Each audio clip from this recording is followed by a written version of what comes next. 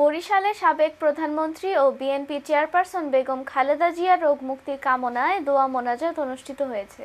রোববার ৩০ নভেম্বর বাদ মাগরিব দোয়া মাহফিলের আয়োজন করা হয়। জেলা কর্পোরেট ভবনে সোনালী ব্যাংক জিয়া পরিষদের উদ্যোগে আয়োজিত দোয়া মাহফিলে উপস্থিত ছিলেন ব্যাংকের জেনারেল ম্যানেজার মাহমুদুল হক, জিয়া পরিষদের প্রধান উপদেষ্টা ও মহানগর বিএনপির অন্যতম সদস্য আব্দুর রহমান হাওলাদার, উপদেষ্টা এফ.এম. সাইদুর রহমান, সিনিয়র সহসভাপতি এ.বি.এম. আনোয়ারুল কবির, সাংগঠনিক সম্পাদক আব্দুল্লাহ আল কাইয়ুম, যুগ্ম সাধারণ সম্পাদক মনিরুজ্জামান সহ সকল স্তরের নেতৃবৃন্দ এবং ব্যাংকের বিভিন্ন শাখা থেকে আগত ম্যানেজার ও বিভিন্ন পর্যায়ে শতাধিক কর্মকর্তা কর্মচারীবৃন্দ।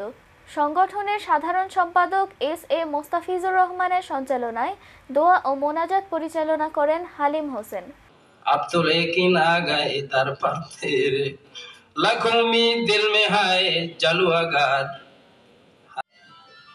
জাতি এটা নির্দ্বিধায় স্বীকার করে। এই জন্য আমরা বসেছি, আমরা কায় মনোবলকে সমস্ত অন্তরাত্মা দিয়ে আমাদের এই সাবেক প্রধানমন্ত্রীর সুস্থতা কামনা করব। আজকের এই অনুষ্ঠানে উপস্থিত সম্মানিত ইমাম সাহেব, উপস্থিত সম্মানিত নির্বাহী বৃন্দ, জিয়া পরিষদের সম্মানিত উপদেষ্টা, সম্মানিত সভাপতি, আমার সুপ্রিয় সহকর্মী বৃন্দ,